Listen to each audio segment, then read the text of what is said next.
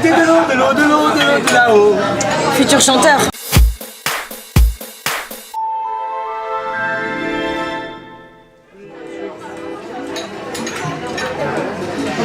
Beaucoup s'hydrater à Cannes. Salut tout le monde, on va voir Bienvenue au Groenland avec Juliette et on sait pas du tout à quoi s'attendre, peut-être avoir un peu froid en le regardant. On est à l'Acide, donc c'est les films indépendants, ils sont pas en compétition à Cannes, mais justement du coup ça permet de faire vivre vraiment le cinéma au-delà des marches et du festival. C'est super, prends ton cadeau Audrey. Waouh. La place était réservée pour Juliette et pour aussi les 4 premiers rangs en fait. Je vais vous présenter le premier film demain. Fais-moi un petit bisou. Oh, j'ai eu mon petit bisou. Le film qui sort demain. On dirait un ovni, un extraterrestre. Vous avez combien de cams? Il y a 6 caméras. 6 caméras, d'accord. Je trouve ça très prétentieux de votre part, monsieur, de déballer tout votre matériel comme ça. Oui, c'est un truc de garçon de déballer le gros matériel. T'as une enfance horrible. Bah ouais, j'ai pas été un enfant super heureux. T'es sérieux quand tu dis ça? Je plaisante jamais avec l'enfance, Thomas. Ça fait 10 ans que je te connais et je sais jamais quand t'es sérieux ou quand tu rigoles.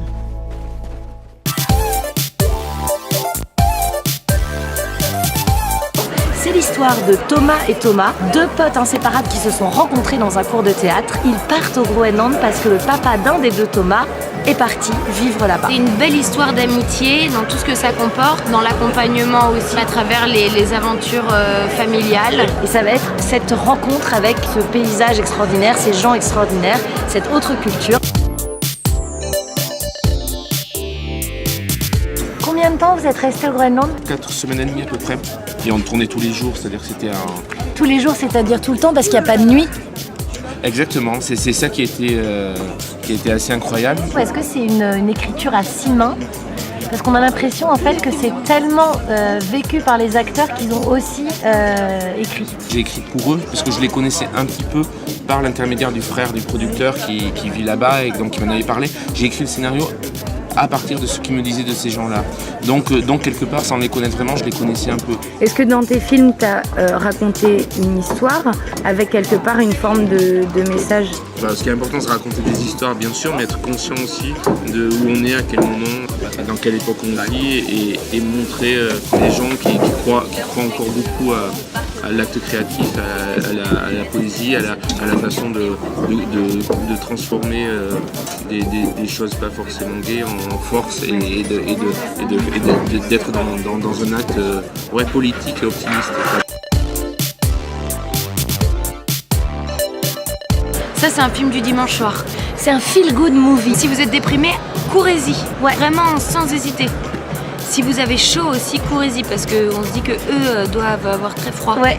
Et nous, on n'a pas froid du tout dans la salle tellement ils nous donnent de l'amour. Oh, allez.